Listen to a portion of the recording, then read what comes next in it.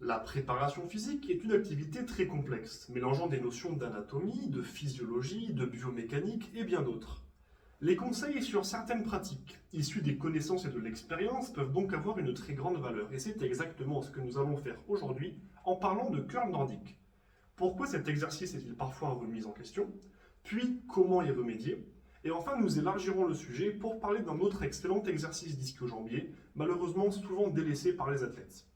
Juste avant de commencer, si vous appréciez ces vidéos hebdomadaires, pensez aux likes, commentaires, enregistrements. Un partage en story aide énormément à la visibilité. Toute forme de soutien est grandement appréciée.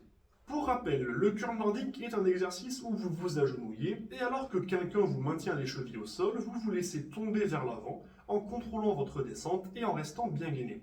Vous travaillez donc la fonction de flexion de genoux de vos ischio-jambiers avec entre autres le chef-court de votre biceps fémoral que vous travaillez d'abord en excentrique pendant la phase de descente, puis éventuellement en concentrique si vous remontez. Durant cet exercice, vous luttez contre le poids de votre corps et la flexion de genoux n'étant pas la fonction corporelle permettant de soulever les charges les plus lourdes, spécialement pour les débutants, vous verrez souvent les athlètes réussir à retenir leur descente sur les premiers degrés de l'amplitude, puis se laisser tomber lorsqu'ils n'y arrivent plus ou qu'ils sentent la crampe arriver. Or, dans ce cas de figure, les athlètes ne travaillent qu'une partie de l'amplitude du mouvement. En effet, vous partez à genoux, donc avec les jambes fléchies. En vous laissant tomber vers l'avant, vous tendez progressivement les jambes jusqu'à arriver face contre terre où théoriquement vos genoux seront tendus. Or, si vous n'arrivez pas à contrôler votre mouvement jusqu'à arriver au sol, alors vos fléchisseurs de genoux ne travaillent pas dans toute leur amplitude. Dès que vous allez arrêter de contrôler et vous laisser tomber, ils ne travailleront presque plus. En résumé, vous avez donc un excellent travail excentrique sur les premiers degrés de votre flexion de genou en partant d'une position fléchie. Mais plus vos jambes se tendent, moins vous travaillez. Donc, vous risquez de développer une faiblesse des muscles engagés sur une position de jambes tendues.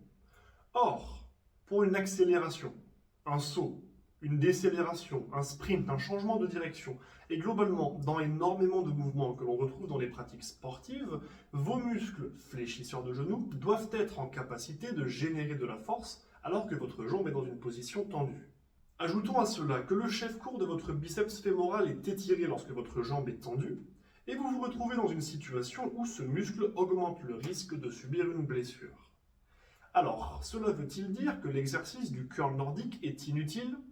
Absolument pas. Cela veut simplement dire que l'exercice sous cette forme présente des lacunes qui peuvent être problématiques. Mais si vous avez suivi, vous aurez compris que l'incapacité à atteindre toutes les amplitudes du mouvement est le facteur qui nous dérange. Donc, si nous avions un moyen de permettre aux athlètes d'explorer toutes les amplitudes, alors ce mouvement serait plus intéressant. Et pour cela, le simple ajout d'un élastique peut faire l'affaire. L'athlète se place à genoux en position de curl nordique sous une barre à laquelle il accroche un élastique.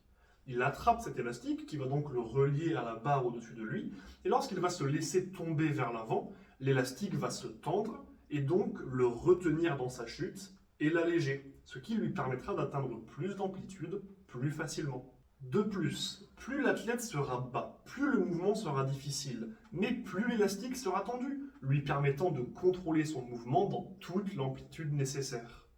D'ailleurs, accrochez un élastique à votre barre et passez-en un deuxième dans le premier de manière à ce qu'il ressorte des deux côtés. Vous avez maintenant deux trous dans lesquels passer les bras, et hop, un harnais pour vous permettre de réaliser l'exercice avec plus de confort, sans avoir à tenir l'élastique à la main. Nous avons donc résolu le problème de l'amplitude, mais cela soulève une autre question. Le muscle ischio-jambier a deux fonctions, flexion de genou et extension de hanche. Cela veut dire qu'il va être étiré d'un côté lorsque la jambe est tendue, mais également de l'autre lorsque la hanche est fléchie. Donc, en plus d'agir sur la flexion de genou pour étirer ou contracter les muscles ischio-jambiers, nous pouvons également jouer sur la flexion de hanche. Or, lors d'un curl nordique ou d'un curl ischio allongé sur machine par exemple, nous travaillons certes notre flexion de genou, mais au niveau du reste de notre corps, nous sommes dans une position de hanche tendue. Donc, nous ne travaillons jamais sur ces exercices très classiques et souvent utilisés en préparation physique, la flexion de genou avec une hanche en position fléchie.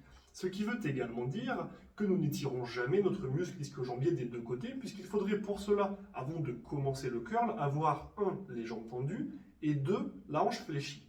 Or, être capable de générer de la force, voire énormément de force, avec votre flexion de genou, alors que votre hanche est dans une position fléchie, c'est quelque chose d'essentiel pour beaucoup d'athlètes, notamment au niveau du mouvement de sprint.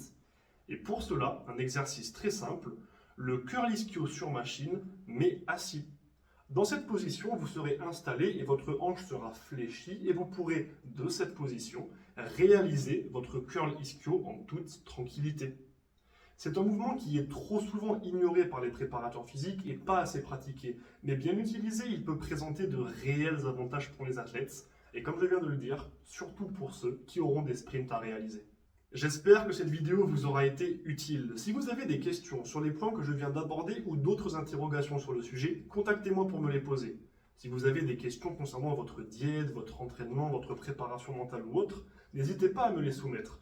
Si vous cherchez un coach, préparateur physique, préparateur mental, nutritionniste, réathlétisateur, mettez-vous en contact avec moi et nous échangeons afin de mettre en place un suivi adapté à vos objectifs. Et s'il y a un sujet en particulier que vous aimeriez que j'aborde dans ce genre de vidéo, alors faites-le moi savoir, notamment sur mes réseaux ou en commentaire. Vous pouvez d'ailleurs laisser vos impressions sur la vidéo du jour. Sur ce, bon entraînement et n'oubliez pas, rendez-vous fiers.